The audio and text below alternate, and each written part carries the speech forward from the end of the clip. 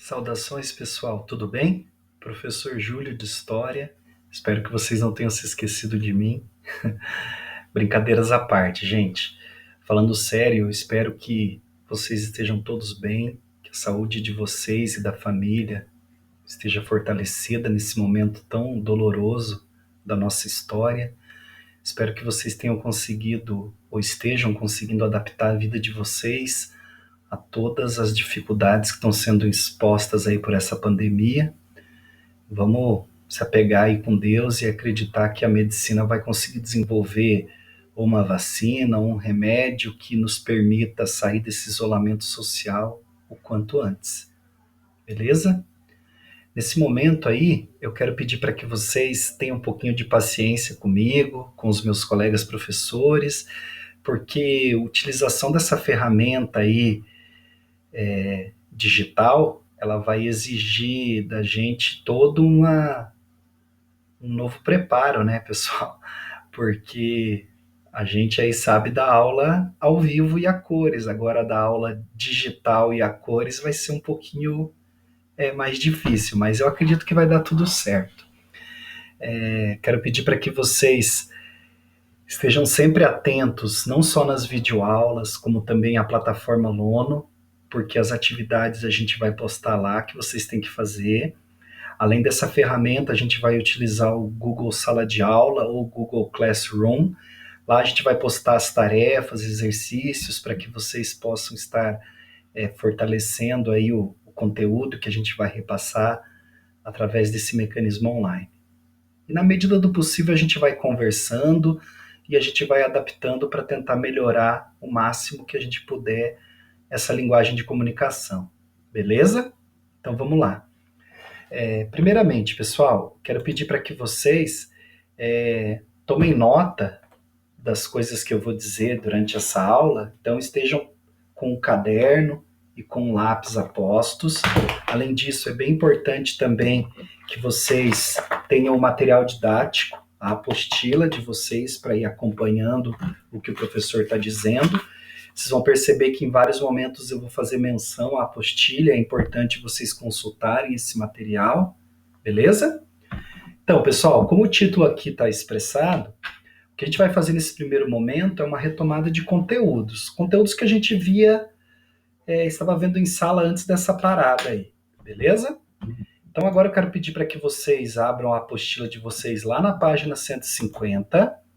Vocês vão notar lá na página 150 que tem um exercício que a gente já respondeu, que era a pesquisa e a apresentação do significado desses conceitos: Islã, islamismo, islâmico, muçulmano e árabe.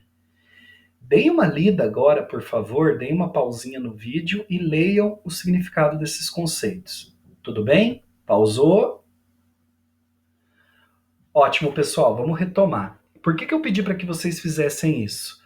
É um momento em que a gente deve se apropriar do significado desses conceitos para que ao longo da exposição do conteúdo a gente entenda que eles não significam exatamente a mesma coisa. Tudo bem? Então, o conteúdo que a gente vai trabalhar, o Islã do Oriente Médio à Europa, ele é bem importante porque ele vai ajudar a gente a entender qual é a base de surgimento dessa crença religiosa chamada islamismo, que tem crescido muito nos últimos anos. Inclusive se fala que ao final do século XXI, o islamismo vai ser a religião com o maior número de adeptos em todo o planeta. Então a história, ela pode nos ajudar a entender o contexto de surgimento dessa religião. Então vamos lá? Então, num primeiro momento, eu quero falar para vocês sobre a localização geográfica do berço de civilização do islamismo, que é a Península Arábica. A Península Arábica, que a gente está vendo destacada aí no mapa, ela pertence a uma região que faz entroncamento entre o continente africano, o continente europeu e o continente asiático. Então, apesar de ser uma região onde predomina um clima desértico, seco e quente, é uma região que sempre foi muito movimentada. Isso se deve principalmente por ela estar nessa zona de entroncamento entre três continentes. A população que vivia ali nesse lugar antes do surgimento do islamismo era politeísta, ou seja, era uma população que acreditava em vários deuses. Alguns falam até em algumas centenas de deuses que eram adorados pela população que vivia na Península Arábica. Isso até o islamismo surgir, porque daí a coisa vai mudar um pouquinho de figura, beleza? Então, a população que vivia no Oriente Médio antes do islamismo basicamente era constituída por povos do deserto, chamados de beduínos, e povos do litoral, chamados de berberes. Os povos do deserto, chamados de beduínos, viviam basicamente da criação de animais, animais que resistissem aos rigores do tempo, do clima e da localização geográfica ao qual eles estavam inseridos. Só título de curiosidade, pessoal, vamos lembrar do seguinte: pô, professor, mas deserto, criar animal? Gente, lembrem dos oásis. Lembraram? Quem não lembrou, vai pesquisar, beleza? Então, continuando. Além dessa população que vivia no deserto, chamado de beduínos, a gente tinha uma população que vivia no litoral, também chamada de Arábia Feliz.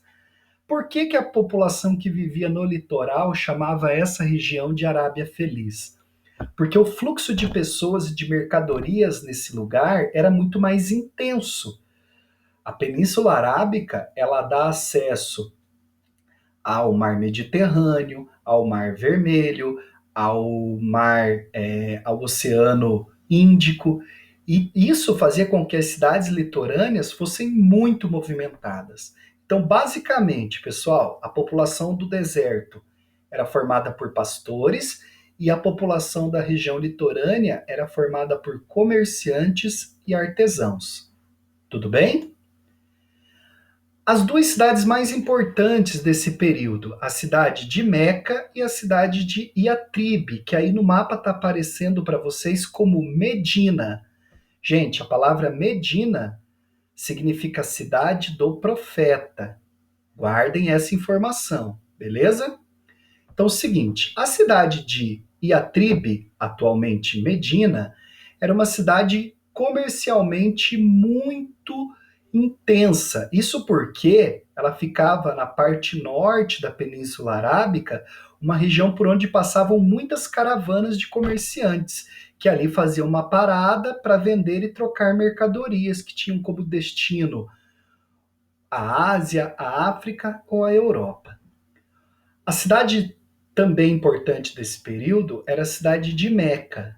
Meca era uma cidade muito importante, em especial graças à relação religiosa que a população árabe tinha nesse período. Grande parte da população árabe, como a gente viu anteriormente, era politeísta, ou seja, acreditava em vários deuses. Para se ter uma ideia, na cidade de Meca, em especial dentro desse templo sagrado, a Caaba, ou a caixa, ou o cubo, existiam ali representados aproximadamente 360 divindades, povo. Então, muitas pessoas de toda a Península Arábica faziam peregrinações até essa cidade para ir lá fazer pedidos, agradecimentos a essa infinidade de deuses que ali eram guardados. Então, graças a esse fluxo muito intenso de pessoas que iam até essa cidade para ver essas manifestações religiosas, existia também uma intensidade comercial bem grande nessa cidade. Beleza? Segunda informação que vocês têm que guardar. O que atraía tanta gente até a cidade de Meca? Tranquilo? Continuando. Além desses deuses que ali eram representados, existia também na cidade de Meca essa pedra negra, que eu vou deixar para falar daqui a pouquinho, tá bom? Agora eu quero me dedicar a falar para vocês sobre essa figura aqui, ó, o Maomé. O Maomé, traduzindo para o nosso idioma, que o nome dele em árabe é Muhammad, nasceu na cidade de Meca no ano de 579. Parte da vida dele foi dedicada ao trabalho como marinheiro no mar Mediterrâneo. Acredita-se historicamente que foi graças a isso que Maomé teve um acesso a outras crenças religiosas, em especial o cristianismo e o judaísmo. E isso fez com que ele se utilizasse, historicamente se acredita, de alguns preceitos dessas religiões para fundamentar o islamismo. Tudo bem, povo? Isso, a gente está falando do Maomé nesse momento porque ele é o criador dessa crença religiosa chamada islamismo. Porém, povo, se você falar isso para um seguidor do islamismo, ele vai ficar meio chateado com você. Lembre-se que todas as crenças religiosas têm uma base ali de mitos, de lendas, que são entendidos como verdadeiros pelos seguidores dessa religião. Todas as religiões têm isso. E no caso do islamismo, eles defendem a tese de que o islamismo foi revelado para Maomé por intermédio do anjo Gabriel, que em nome de Alá, que é Deus na cultura islâmica, escolheu Maomé para ser o divulgador dessa crença religiosa. Tudo bem?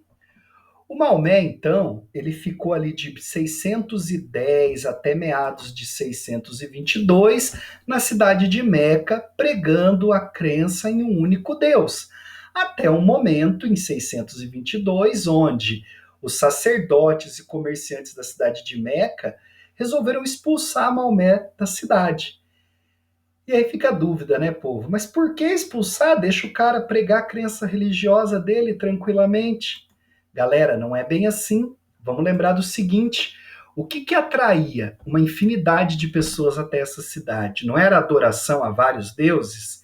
Imaginem vocês o cara chegar lá no centro da cidade, ficar dizendo que as pessoas não deveriam adorar aqueles deuses porque eles eram falsos, que aquilo era pecado. Isso incomodou muito os comerciantes. Por isso eles resolveram expulsar o Maomé de lá. Tranquilo? Esse episódio de expulsão do Maomé da cidade de Meca, ele é chamado na cultura islâmica de a Hégira. E esse episódio é tão importante dentro da cultura islâmica que é considerado pelos islâmicos como o ano 1. Desculpa a bagunça aí que eu estou fazendo com a apresentação, tá bom? Parar de clicar aqui.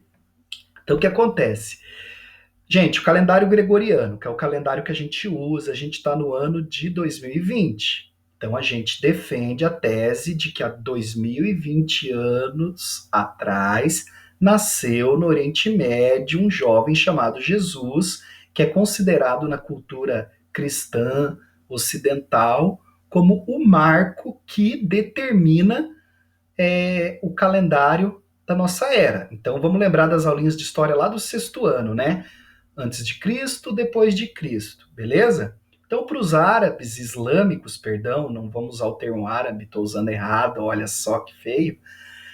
Na cultura islâmica, existem duas histórias, antes da Hégira e depois da Hégira, estão entendendo? Então, por isso que para eles, o ano 1 começa com a fuga de Maomé para a cidade de Iatribe.